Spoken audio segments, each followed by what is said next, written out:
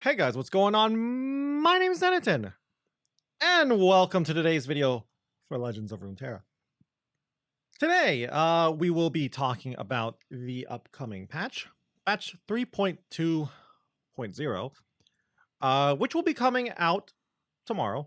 Alongside this patch will be the upcoming new set, A Curious Journey, the expansion, if you will. But we will mostly be talking about what's coming alongside those new cards, which will be some balance changes. We're getting some balance changes tomorrow.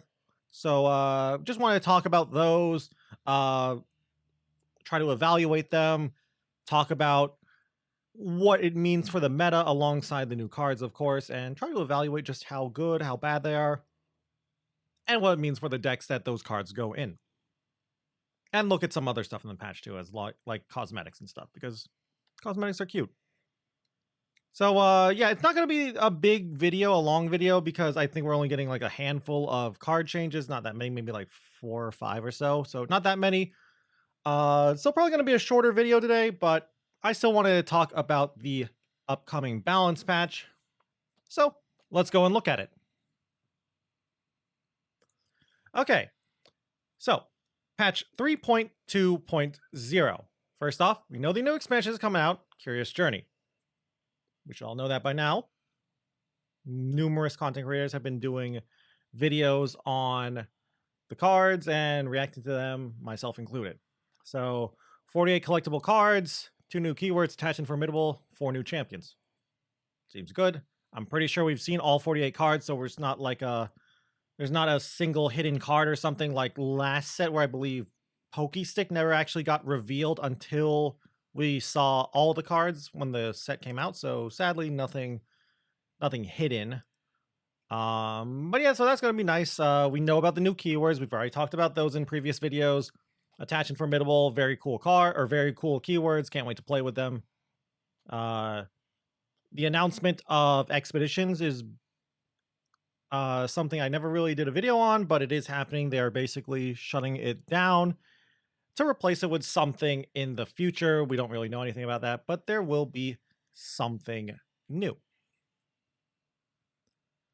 And of course, like with every set release, new challenges, quests, AI decks, Path of Champion updates, etc., etc. Now, the more important thing that I'm here for, card buffs, card nerfs, balance changes.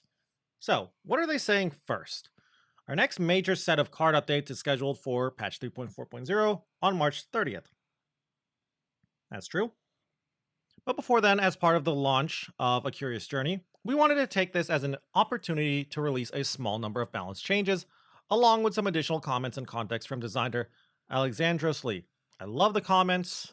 That's one of my favorite things about the changes, besides the changes themselves, because it gives you some context as to how they think over at Riot.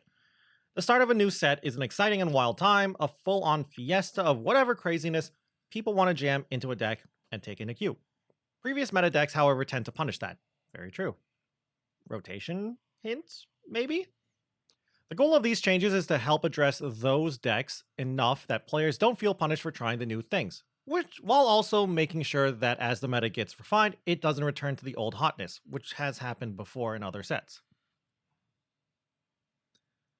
So, first change, Ahri nerf. Ahri is now a 2-2.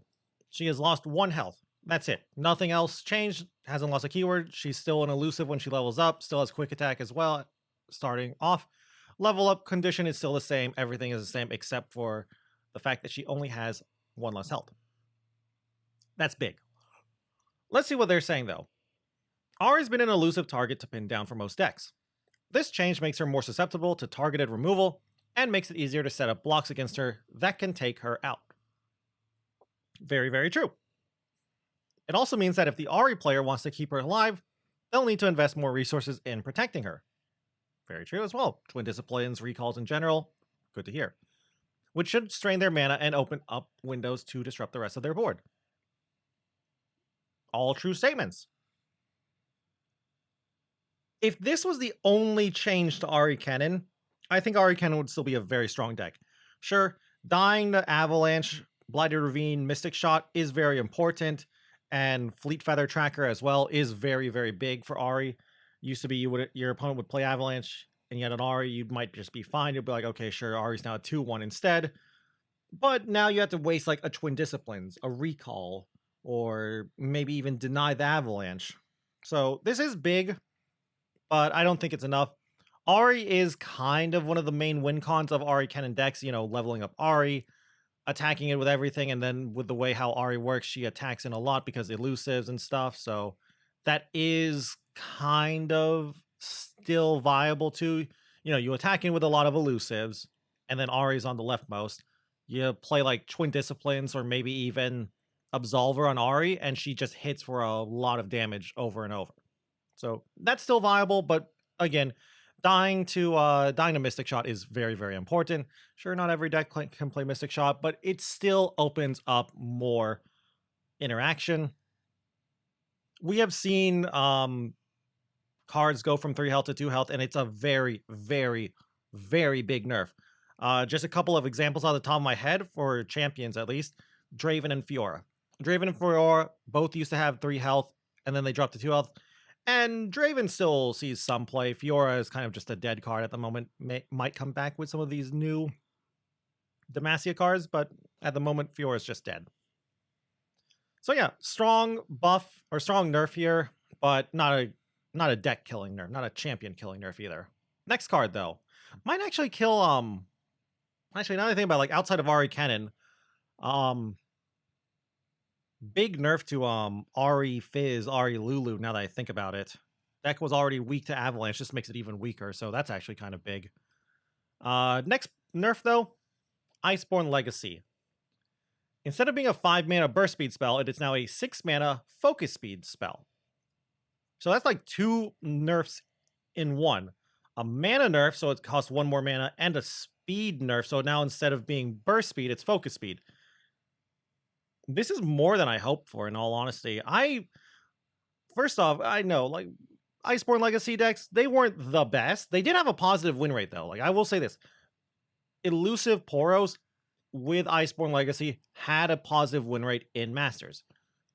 But not that high of a win rate compared to, like, AHRI Kennen or other top-tier decks like Pantheon. And the reason I feel like they're nerfing this card is because I feel like in lower ranks, like around the bronze silver area, where people just aren't as good, no offense intended, this is kind of just a pub stomper. A card that at the higher levels of play is maybe fine at best, but not insanely OP. But in low levels of play, where players aren't as just good, to say it simply, just aren't as good, it destroys them and it punishes players who just don't know the game as well as higher level players. But yeah, like, let's see what they're saying here real quick. We loved seeing the deck building that came about from this card, but we want to make it a bit less abusable. The mana cost increase should push out how early it can be comboed with other buffs, providing a bigger window for other decks to prepare for the onslaught of Poros, Spiders, Sand Soldiers, and Slot Bots. Of course, Slot Bots. I assume that's a joke. Sand Soldiers, you didn't really see too much. Like, you would sometimes see Sand Soldier, Iceborne Legacy with They Who Endure, but it was extremely rare and wasn't that good. Spiders and Poros was where it was always at. Spiders for control, Poros for more aggressive decks. We're also moving the spell speed to focus. While this won't impact win rate that much, because it's commonly used pre-combat to force lethal, this does help reduce some of the play against anxiety of potential surprise you're dead situations when they could use it as a combat trick. I mean, I like it going from burst speed to focus speed, and it does make it weaker if your opponent opens attacks, which is one of the strengths of the card. You would be playing, say, like Freljord, Shadow Isles control with Spiders and Iceborne Legacy, and your win rate would be like Commander Ladros with Atrocity. Being able to use Iceborne Legacy at burst speed if your opponent open attacked was one of the strengths of the deck. Maybe they obviously think that's a little too strong, so I'm fine with it. I also just never liked playing against Iceborne Legacy. I always felt like Iceborne Legacy was just kind of a, hey, I casted an Iceborne Legacy, I'm super far ahead, and if you cast a second one, you're pretty much winning. So I'm kind of glad it got nerfed. While I never thought it was extremely OP. I always found it annoying and just not fun to play against, which they do seem to nerf cards and nerf decks on how fun they are to play against and how annoying they are, as evidenced from the concurrent timelines Ladros nerf, where they nerfed well, they buffed it actually. They buffed Dreadway and brought Dreadway down to 8 to stop you from playing a turn concurrent timelines and then the Ladros transforming Ladros into Dreadway. That's why they actually made Dreadway what it is now at 8 mana. Anyway, what do we have next? Well, before I go on to the next card, I don't know. I guess I could talk a little bit more about this. I also feel like, I guess another reason they wanted to nerf Iceborne Legacy is it was a little high rolly. I kind of talked about this a little bit, but it was very high rolly. And there were some starts against Iceborne Legacy decks, especially Poro decks, were just near impossible to beat unless your deck was tuned only for that matchup. So it is nice. Anyway, what do we have next? Wounded White Flame.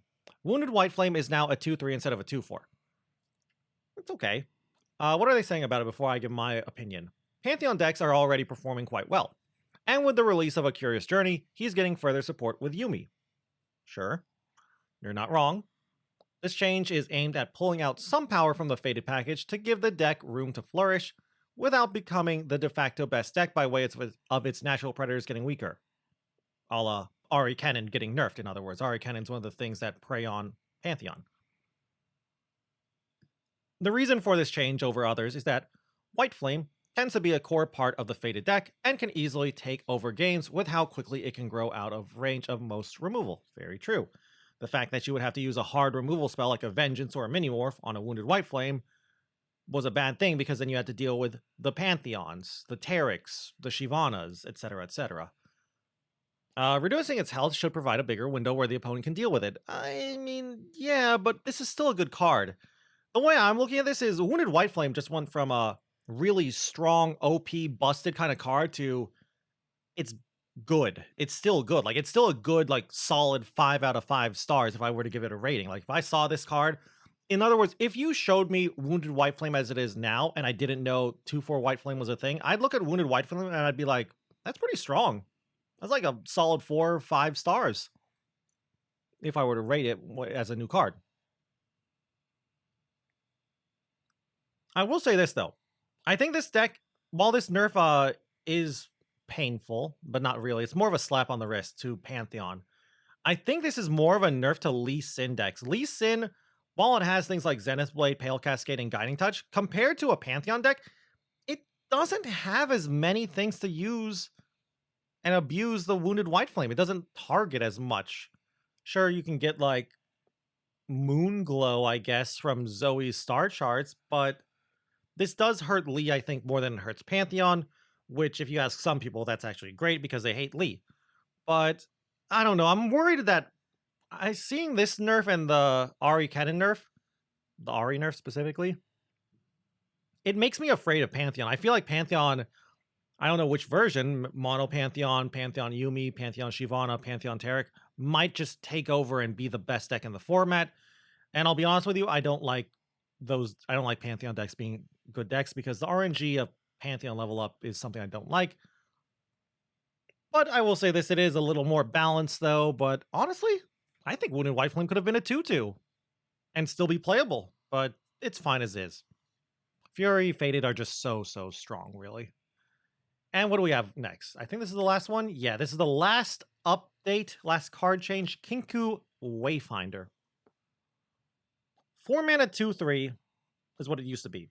Now it's a 4 mana 3/3. Okay, so they gave it so they're nerfing it, but they gave it a little consolation buff by making it a 3/3 instead of a 2/3. So what does it do now? Summon a 1-cost ally from your deck instead of summoning 2 1-cost allies. So this card's been nerfed twice in the span of 2 months? That's crazy. It started out as a 4 mana 2/3 summon 2 1-cost allies from the deck. And then it had to get nerfed, so it summoned 2 different 1-cost allies, and now it only summons 1 ally. This kills AHRI Kennen in its current form. But not complete. I don't think it completely kills AHRI Kennen, just kills current AHRI Kennen. Let me see what they have to say, though, before I continue talking. So, Kinku has proven to be an absolute value engine monster when paired with repeated recalls. Yes, very true. Godwillow Seedling, or whatever it's called, is very annoying with it, and just recalls in general. And the fact that it makes you need AoE against Kinku Wayfinder and AHRI Kennen if you're a control deck, I feel. That's very annoying. So, you would see people playing Box, Withering Wail, etc., etc. While we don't usually like hitting the same card multiple times, if we can get away with it, it's clear that Wayfinder is a key part of the more abusive decks, or abusive plays we've seen from the AHRI Kennen Mono Ionia decks. This change should reduce how easily they can refill the board with value, while also opening up the ability for players to consider other regions beyond splashing purely for combat tricks. And that last statement is why I think AHRI Kennen's not dead. I feel like, so AHRI Kennen's getting nerfed twice: Kinku Wayfinder and AHRI nerf. I feel like AHRI Kennen's just going to cut Kinku Wayfinder completely and just play more cards in their secondary region. Shadow Isles will use the probably most popular AHRI Kennen list, the Shadow Isles version that plays Go Hard. This allows them to play things like Glimpse Beyond now as well. Glimpse would be pretty decent. It gives you more interaction with your opponents if they try to play, just play stuff. Just play removal. You're like, okay, cool, removal. I'll recall. And then your opponent's like, I have a second removal spell for your recall spell. And you're like, okay, cool. I'll just glimpse now instead and draw 2 cards. Sure, you're not really saving the 1 card, but you're at least drawing 2 cards. I was about to say, like, maybe they could even use Atrocity, but they don't really have anything big. The biggest thing they can play is Sign-In, which is not great. But yeah, I don't know, like, Mark of the Isles might be a consideration too for a little more just aggro oomph, if you will. So yeah, I think AHRI Kennen will not be a tier 1 deck anymore, but I think it'll definitely be a tier 2 deck. And I do like that Kinku Wayfinder is getting nerfed, kind of. Like, I mean, it's dead. Like, we've seen, though, from last season in the competitive tournaments and just high level play, like, it was Kinku Wayfinder was just so easily abusable. And I feel like even at lower ranks, Kinku Wayfinder just made it so that it was an easy deck to pick up. A good, like, rule of thumb was just like play Kinku Wayfinder on 4 and you're in a good spot. Maybe wait till 5 if you want to hold up Deny. But it was still a pretty good card on just 4, even if you're not going to play around anything. But yeah, summoning only 1 unit now is huge, and it's probably going to be the end of the current form, the current version of AHRI Kennen. That's like 37 Ionia cards plus 3 non-Ionia cards. But I think AHRI Kennen can survive these nerfs and evolve into something else that's just not allegiance-based. Anyway, though, that's going to be all for the balance changes. I'll go through the rest of the patch, too. I think it's mostly just cosmetics, though. But we'll look at them as well, because they do look pretty cute. But yeah, as for the balance changes, I like them. About as good as you can expect from a very small balance change like this, only 4 cards. I'm a little scared that Pantheon's going to just take over and just run rampant, but hopefully not too much. But yeah, I'm glad that AHRI Kennen's kind of just going to go away for a bit, because that was an annoying deck. Still, though, kind of wish Twin got nerfed instead of Kinku Wayfinder. I feel like Twin Disciplines was more of a problem. But it's a staple, I feel, in Ionia, and it feels like they like to have these staple cards in each region. Twin for Ionia, Sharp Sight for Demacia, Troll Chant, I guess, for Freljord, Pokey Stick for Banal City, etc., etc. Anyway, as for everything else, what do we have left? Well, Region Road updates, so they're adding Bandle City, Freljord, and Demacia. More stuff for that, so that's nice. So more free stuff. And then the skins. Arcade line. And man, do they look good. First off, we have a Nivea. I love that the egg is the escape pod, that's so cute. And I like how all these are, I don't know if all of them, but a lot of these skins are referencing just older classic games. Like this is a very obvious Star Fox reference, like Falco kind of looking over here with a Nivea. So that's nice. One of my favorite older game properties in the form of Star Fox. Still makes games now, I think, though, actually. Next up, we got what? Misfortune with the old Nintendo light guns, the Zapper guns, Zapper Rays, whatever they were called, the Duck Hunt guns. Also, just a very beautiful skin in general. If I played Misfortune, this would definitely be a day one purchase for me, but I'm not really a scout slash pirate burn player. Might buy the Anivia skin though. I do play a Nivea control every now and again, but it's just not good enough, so I might not buy it. But I might buy it if Anivia seems decent.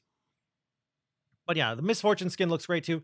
I really like. Here's the thing about these skins: it looks like they really stepped up the effort that has gone into the skins too, between both the artwork, level up animations, skill effects too, because of complaints about how skins were just not giving enough for just the value or the amount of money they were charging, where a lot of the skins were just new artwork, just new artwork for the level 1 and level 2 form and nothing else. No like changes or anything to like effects or animations or anything. And it seems like they have taken that to heart and have put out the Misfortune and Anivia skin, which have some nice new changes, new level up animations, new board animations, etc., etc.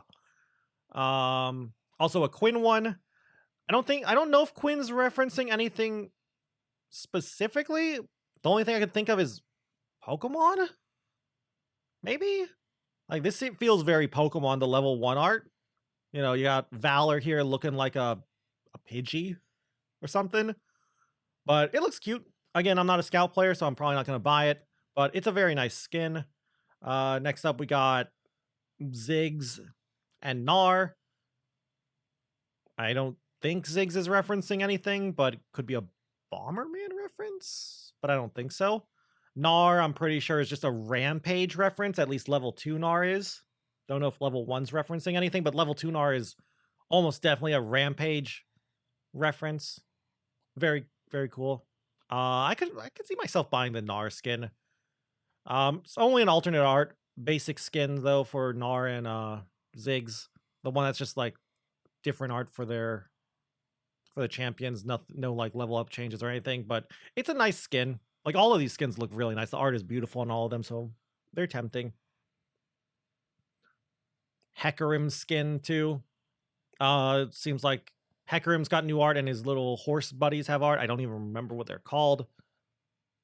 I'm like also pretty sure it's a robot unicorn attack reference, which I don't know. Compared to some of the other games on here that they're referencing, not actually that old. I think that's like a 2010 game or something. What do we got next? Nocturne. I don't know if Nocturne is referencing anything. You got some Hecarim stuff in his artwork, but Nocturne. And then Vagar too, who I don't think is referencing anything, but looks sweet. And the mech is beautiful. I don't know. Maybe it's like Evangelion reference. That does kind of remind me of some like Evangelion stuff for his level 2 art. So maybe, but that's not a video game. That's anime. But yeah, so that's the new skins coming around. New board as well. Looks amazing. One of the best boards I've seen in the game so far. It looks beautiful. And then, of course, new Guardians as well, alongside the event pass that we're going to be getting. Very, very cute. Just like cute little storm here. Cute little bird. Dark Storm is also cute too. You got a little mini Hecarim Hector here. Another chip. Always got to have a chip. Voxel bit chip here. Some card backs. The art on these card backs are beautiful too. Like, look at this card back. It's beautiful. Artwork's great. The new MF card back's amazing too. Vagar one's great. The emotes are good too. It's some good stuff. I'm probably gonna be buying this. Probably buying this pass because I mostly just for the Vagar skin, but a lot of these emotes are good too. Like the Gnar one's good. Vagar button mashing is cute. the Zig skin that's basically a reference to the dog "This is fine" meme is also nice too. And for the rest of the patch, just, like every set, got a bundle as well. So for the event pass as well, which I'll probably buy. Bundle for all the skins if you want to just buy all the skins. I'm pretty sure it's discounted if you buy all the skins at once like this through the bundle. New deck bundle too. They always have these. It seems like they're trying to pair Yumi and Pantheon together. And I believe that's it, except for some minor stuff. New archetypes and expeditions. Startup splash screen background being changed from red to black is really nice now. Less blinding if you play this game at night. So that's nice too. And then some bug fixes, nothing too crazy here. So yeah, that is it for the balance patch and the patch in general. Can't wait to play some of the upcoming Set of Curious Journey. And I can't wait to see some of the skins in game too. Seems great. I hope you enjoyed the video as well. I'd love to hear your opinion on the balance changes or just on the skins in general, the cosmetics. Maybe you like them as well. I'd love to hear what you love about them. And if you guys just enjoyed the video in general, I'd love it if you could leave a like or a comment down below. Always helps out the channel. And if you guys want to watch me or keep up with the Legends of Runeterra content, you can always go and subscribe to the channel. And if you want to watch me play some Legends of Runeterra, which I'm going to be playing a lot of actually recently because of the new set, you can always go and check me out over on Twitch at twitch.tv/Senaton, where I stream pretty much every single day. Anyway, though, with that all said and done, thank you all once more for watching this video. And until I see you guys in the next one, bye.